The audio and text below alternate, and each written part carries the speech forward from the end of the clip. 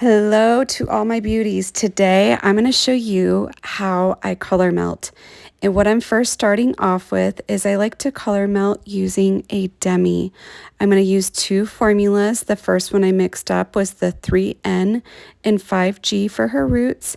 And then we're going to add some bold red. And I want it to be a darker red. So we're going to use a 3R and 5M. And I'm using my Product Club bowls and my extra wide Product Club color brushes. These brushes are going to hold a lot of color for me and allow me to apply the color faster. The other thing that I love about these color brushes is while I'm applying the color, the soft bristles will help do the melt for me. I'm not going to have any harsh lines versus when you use a more blunt, stiffer bristle. You typically want to use that brush for a gray root touch-up.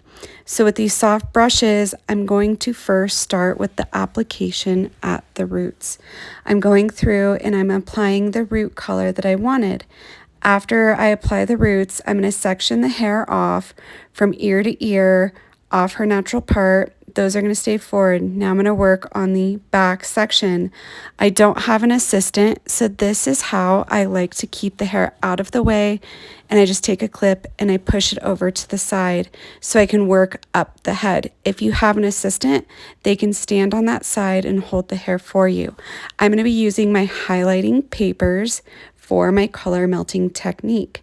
And what's important with the highlighting papers is you want to make sure the shiny side is up. And once I place it underneath my section, I'm going to apply my color. And I'm using the highlighting paper for my color melting because it's going to help make sure that all the hair is fully saturated. The other thing that it's going to help with is sometimes when color is in the open air, it tends to dry out. Now I'm going to reach for a second paper, apply it underneath and above. This is going to keep the paper secure and locked in. If you apply it just where the other one ends, you can have some slip with it. I'm working in a diagonal sectioning, and the diagonal sectioning that I use, this helps for a soft blend. And each time that I'm working on my section, I'm going to make sure that the root is not at the exact same point at every spot. With it being a demi, this darker color, it is going to be perfect in the back for giving all of the depth that she needs. And I'm making sure I'm really loading and saturating each and every section that I'm going into, using my fingers and really pressing it into the hair. You're going to see I'm going to grab my Product Club brush, and when I use the color brush on the hair, it's going to brush it through the hair, making sure that every single section is covered and fully saturated. Because when you get those sections that are not fully covered and saturated, that's when you'll run into saturation issues and you won't get coverage. Here it is. I love this color brush. It is my best friend, and I'm just going to pick up that section and I'm going to help melt that root into the mids and in the end. And I'm just going to keep brushing, and then I'm going to see if there's any areas that are missing color. If I need to add more color, I'll see those dry sections when I'm brushing through. I didn't see any on this one. So I'm going to pop into my next one. We're going to section it diagonal forward, and then we're going to clip to the side. And once again, this is the best way without having to flip those ends to her face or put them in a spot that'll get color on them. I like to keep my color applications nice and clean. And I also want to point out wearing gloves. I also have on my Product Club gloves, and on my tray hanging, I keep a towel. So every time I go and I apply the color, I'm making sure that I'm wiping my hands between each and every section. And it never fails when I'm working with red color. I tend to get it everywhere. So keeping everything as clean as possible is really important. And I'm getting those ends, using my fingers like scissors, getting out my brush, melting that root into that red color so it has that seamless transition going through. and just keep working that color in, because like I said, if you don't get that saturation, you're going to see the splotchiness. This is another reason why I prefer to use a demi liquid. The demi liquid is really going to allow you to melt the colors into one another, and it's going to give a beautiful transition for you. And I'm just going to take the hair and I'm going to place the papers right over to protect it. You don't have to do it on every single section where you're applying the papers in between like you would if you were using highlights.